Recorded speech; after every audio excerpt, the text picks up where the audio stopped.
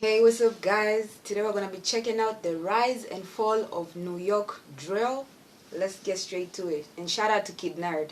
It's been nearly 2 years since I last reported on the New York drill scene, and when I done my last recap on it, the scene was looking real promising, with many artists on the wave getting hit with big deals and millions of views pretty much overnight. But in 2024, the scene is looking like it's in real danger, with most of the top artists either falling off or getting caught up in the streets. Today, we'll be getting into the rise and fall of New York drill. Yeah, and I really feel like it's not just the New York drill scene. Even the UK drill scene, a lot of the artists are either locked up or they quit music. You know, just like Tiscam. Tiscam just got sentenced for some kind of shooting at a funeral. Damn, that is so sad. It's like, do the crime, do the time, and you know, he knew what he was doing, so shit. So as we all know, hip-hop has been around for a while now, but in 2011, a new subgenre of hip-hop hit the streets, straight from Chicago. And this genre will change the hip-hop game forever. Teenagers from some of the most impoverished areas of Chicago would start dissing each other on dark trap-styled beats, which created what we know now as drill music. Early pioneers of this wave being Chicago artists like Chief Keef, Lil Durk and Lil Jojo. And it wasn't long before this new sound started hitting different sides of America and even the world. New York was one of the first states to adopt this new sound in America. In 2012, a Bronx rapper called Polo Rell dropped which is believed to be the first drill song in New York when he released a single called Gucci Big Bank in December of that year. He continued dropping tracks until 2016, but was eventually stopped in his tracks when he was caught in the biggest indictment in New York history. Polo Rell was a part of a gang called B&B, which operated on a road called White Plains in the Bronx, and they were into it with another gang 8 minutes away in a housing project called Eastchester Gardens. Both gangs were causing havoc on the streets and seemingly getting away with it, but what both groups didn't know was in the shadows, the NYPD was keeping records of everything that was going on. They had thousands of CCTV videos and multiple witness statements of situations between both of the gangs, and on April the 27th, 2016, 700 riot officers struck and arrested 120 members they believed to be behind both gangs, hitting them with a whole heap of different charges. The NYPD connected both gangs to 1,800 shots fired, 8 homicides, and countless drug and weapon offences. Polo Rell was seen as having an important role in the B&B gang and was sentenced to life with a possibility of parole in 55 years, ending his... What the fuck? Nah. And this is the thing about drill music, is that these people really live what they're singing. My God. Life sentence, parole after 55 years. Let's assume he was around 20. So parole when he's around 70.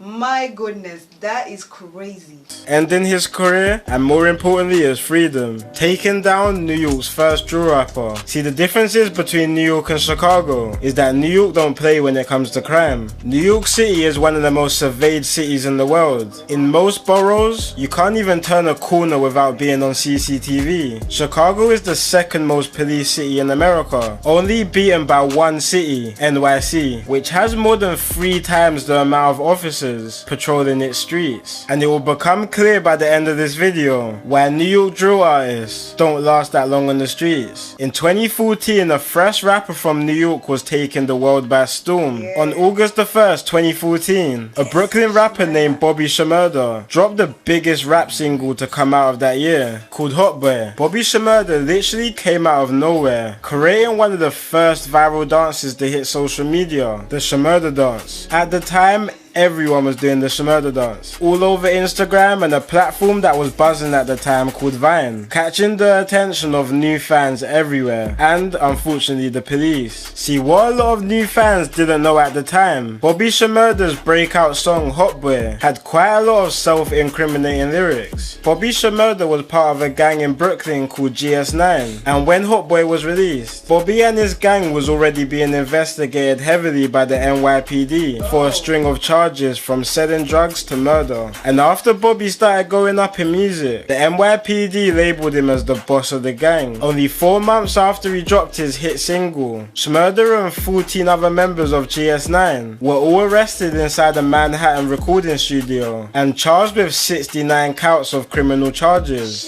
resulting in Bobby taking a 7-year plea deal. At this point, it was looking like the New York music scene was cursed. Bobby was New York's first breakout artist for a very long time, at a time where other cities like Atlanta was producing star after star. But soon, a new wave of drill music was about to take over the scene and change New York rap forever. In 2016, the UK drill scene was on fire. Groups like 6-7 and Harlem Spartans were at their peak of gaining international attention, literally transforming the drill sound worldwide. New York was one of the first places outside of London to adapt to this new style. In the summer of 2016, a Brooklyn rapper called 22G's was one of the first New York artists to jump on the UK drill beat in a song called Blicky, but he really started making some noise in New York when he dropped a song called Suburban. After this track, more and more Brooklyn artists started emerging, all adopting UK drill type beats. In 2017, a rival drill rapper to 22G's called Chef G dropped a response track to 22G's song Suburban, naming it No Suburban, creating a big rivalry between both artists at the start of this new wave,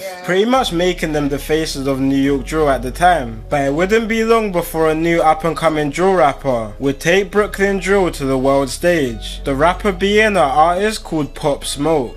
He really started showing some.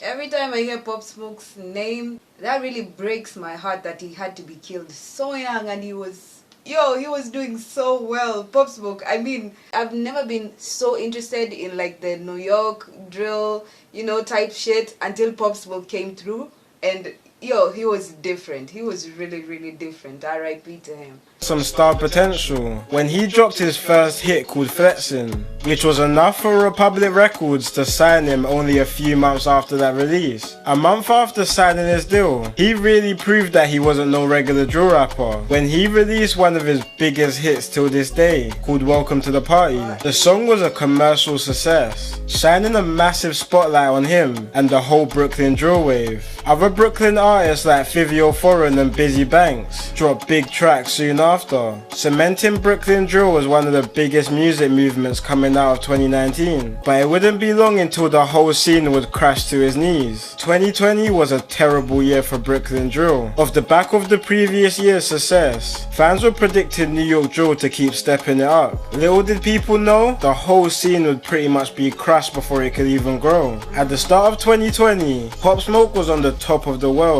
He was networking with the biggest rappers in America while selling out shows worldwide. But unfortunately, Pop Smoke would be stopped before he could reach his full potential. In mid-February of 2020, Pop and his childhood friend Mike D flew from New York to California and rented out a property in Beverly Hills. But while enjoying his time on the other side of the country, Pop may have got a bit too comfortable. Throughout his stay in Cali, the pair made several social media posts showing off their trip, posting the views of where they were staying and the white Range Rover they were driving. But where Pop Smoke really messed up was when he posted a video of some designer shopping he got delivered to the property, which showed the address of where he was staying. 4 gang members who didn't live too far from the area caught wind of where Pop Smoke was staying at. They then proceeded to run up in the property with masks, looking to rob anything on sight. When they got into the house, Pop was in the shower so they didn't notice at first. But when one of the robbers eventually found the rapper, they ended up getting into an altercation, leading to Pop Smoke being shot 3 times in the back, with one of the shots being fatal. Pop Smoke's death not only they shot him in the back.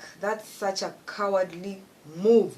affecting New York, but hip-hop as a whole. Pop was only rapping for less than 2 years, and the impact he made on the Brooklyn drill scene was undoubtedly unmatched. Brooklyn drill would never really recover from his loss, and stuff was only gonna get worse for the borough. In May of the same year, another Brooklyn drill rapper and close friend to 22G's, called Nick Blicky, was shot 7 times and later died to his injuries. In the same month, another smaller Brooklyn rapper would also face the same demise, after after an artist called KG Balla was shot and killed in a drive-by. One rapper that was also making noise at the time was a Brooklyn artist named Casanova. He was becoming a well-talked about rapper, mainly due to his actions off the mic, with many dramas and feuds with other rappers in the game. But in the end of 2020, Casanova and members of his Gorilla Stone Bloods gang were all caught up on a RICO case, which eventually resulted in Casanova being sentenced to 16 years in 2023. Unfortunately, one of the last standing big rappers on the Brooklyn drill scene would also meet the same fate a month later. In 2020, after dropping 2 big albums, Chef G was proven to be at the top of the game and was looking likely to be the next big prospect. But in early 2021, Chef G got booked for possession of a gun, which landed him a 2-year sentence. He was looking to get released in 2023 and make a big comeback on the declining scene. Unfortunately, the feds had a different idea, because not long before he was scheduled to be released, Chef G was hit with an 140 count indictment, which accuses the rapper of orchestrating multiple shootings and other acts of violence on rival gang members. If you couldn't tell already, New York don't play when it comes to gang activity. Next to nothing really goes past them. They'll normally wait to build up the perfect case on a gang and hit them with a RICO, which in history has a 98% prosecution rate. If you don't know what a RICO is, to put it simply, it's basically a federal charge that targets an organization or group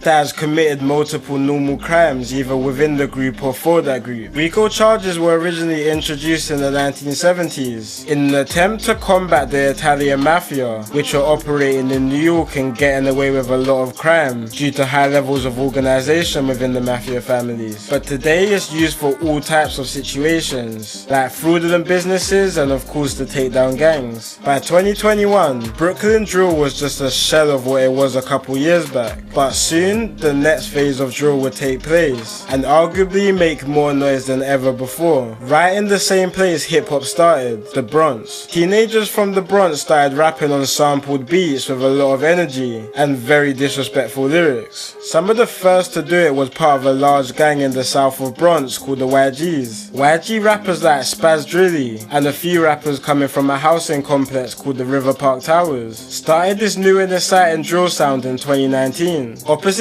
gangs in the Bronx like DOA and OGs also jumped on the wave not too long after. The Bronx drill scene really started gaining a lot of attention all over social media, just due to how different it was. The start of the scene was literally just low production music videos, with rappers dancing around and having fun, while dissing each other very disrespectfully. While the top Brooklyn drill artist in his time was more focused on rapping about their lifestyles while throwing the odd diss to their ops. This new Bronx drill scene was straight up focused on dissing. 2 rappers who led the movement was a YG rapper called D-Fang and a DOA rapper called K-Flock. And what made it so interesting that both these rappers weren't just rivals, they were also cousins. In late 2020 and 2021, the whole of the Bronx was it be on family. Was looking like one big playground. Rappers were literally live streaming, spinning each other's blocks, while rival rappers were going on Instagram live dissing each other. And all of this was attracting big attention to the borough, which was reflecting on their views on tracks. But once again, this would all come crashing down. Violent crime was on a sharp increase in the Bronx, and as we could all probably guess by now, the NYPD wasn't gonna let this continue to get worse. And one by one, most big rappers were taken down. On December the 24th, after signing a record deal rumored to be worth 7 figures, the big star of the scene, K-Flock, was arrested and charged for the murder of a man in Harlem. A couple big indictments on the YGs also took out a lot of big rappers from that side like Lee Drilly and D-Fang. A lot of other popping rappers at the time, like PJ Glizzy, Nazi BK and CJ Goon to name a few, were hit with some serious charges also, leaving only a few big rappers to carry the scene. But this also left a big audience for new and lesser known rappers to fill. 2 rival groups coming out of Manhattan called the OYs and the Sweepers started taking off after all of this. But recently, with 2 of the biggest rappers of the Sweepers, called S.Go and Nazi, being hit with some attempted murder charges, and with multiple OY rappers either now dead or locked up, it seems like history might be repeating itself again. It's been your boy Kid Nerd, and peace out.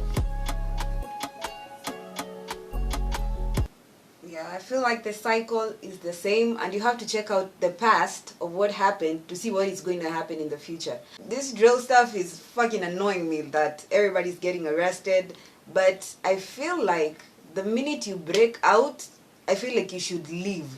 You should leave like the place where people know you, because you don't know if somebody is happy, is really genuinely happy for you, or you know, they're jealous, or an op is gonna come get you now because you know you're popping and they're trying to put their name out there as well. I don't know, bro. I just feel like you should leave and go somewhere else. But hey, that's hard to watch. That's hard to watch. All of these guys are going to jail. You know, a lot of them are getting aimed. I don't know when the solution is going to come because there are a lot of available guns. I don't know. I don't know. Let me know what you think down in the comment section. Don't forget to like, comment, and subscribe. And I'll see y'all in the next video. Peace, y'all.